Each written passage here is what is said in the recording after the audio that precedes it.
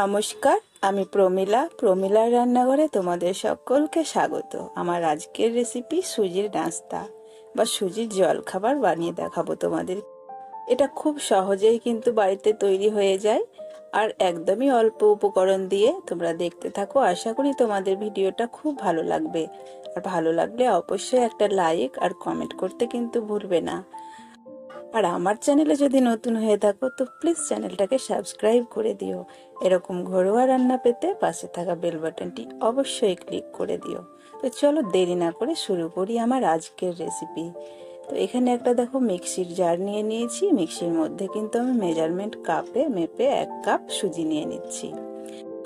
এবার সুজির মধ্যে একে একে কিছু উপকরণ মেশাবো। যে কাপে মেপে সুজি নিয়েছি ওই কাপেরই হাফ কাপ আমি কিন্তু টক দই নিলাম।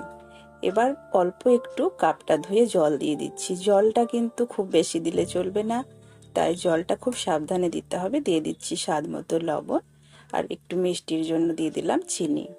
1.5 চামচ মতো চিনি দিয়ে দিলাম। লবণটা মনে হচ্ছে কম, তাই আরো একটু লবণ দিয়ে দিলাম। এবার খুব সুন্দর করে একটা পেস্ট বানিয়ে নেব। তো খুব সুন্দর পেস্টটা তৈরি করে নিয়েছি। এবার এই পেস্টটাকে একটা পাত্রে আমি ঢেলে নিচ্ছি। সম্পূর্ণ পেস্টটাকে নিয়ে নিচ্ছি। এখন ঘন হয়ে আছে, তো অল্প আরো একটু জল আমি মেশাবো। খুব বেশি জল মেশাবো না, তোমরা দেখতে থাকো পুরো ভিডিওটা, নইলে কিন্তু বানানো অসুবিধে হয়ে যাবে।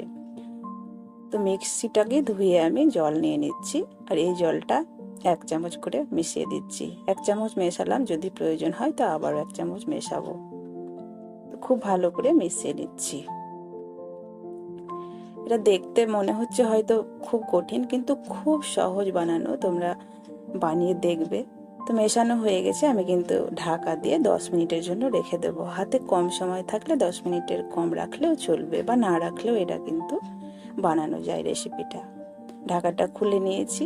এখন দেখো অনেকটাই ঘন হয়ে গেছে আর অনেকটাই ফুলে গেছে। তো আরো অল্প জল দিয়ে দিলাম, মানে আরো 1 চামচ মতো, 4 চামচের।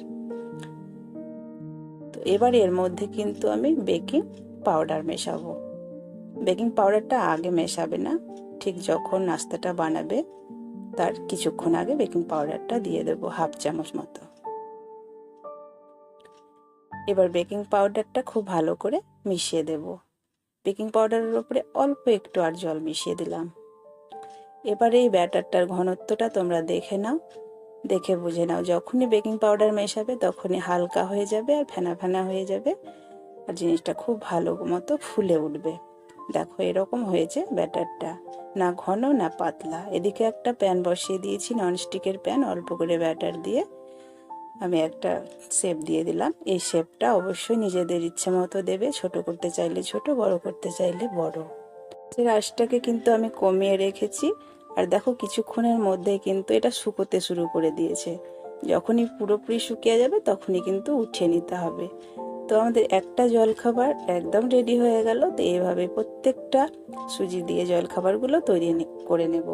তো এটার নাম কিন্তু আপ্পাম। আমাদের আপ্পামগুলো এইভাবে রেডি করে নিতে হবে। তো একসঙ্গে কিন্তু অনেকগুলো আপ্পাম বানানো যাবে ছোট ছোট করে। যদি তোমাদের এরকম ননস্টিকের প্যান না থাকে তো যে কোনো তাওয়াতে বানিয়ে নিতে পারবে। তো তাওয়ার মধ্যে তেলে জলে মাখিয়ে কাপড় দিয়ে মুছে নেবে, দিয়ে ননস্টিকের মতো তৈরি করে নেবে। তো আমি দেখো প্রত্যেকটা জালিদার নাস্তা কিন্তু তৈরি করে নিয়েছি। ভীষণ সফট, ভীষণ খেতে ভালো। আশা করি তোমাদের ভালো লেগেছে। তো অবশ্যই বাড়িতে বানিয়ে দেখো, সবাইকে খাওয়াও, সবাই কিন্তু খুব পছন্দ করবে। আর এরকম রেসিপি পেতে অবশ্যই পাশে থাকা বেল বাটনটি ক্লিক করে দেবে। আজকে এই পর্যন্তই, ভালো থেকো।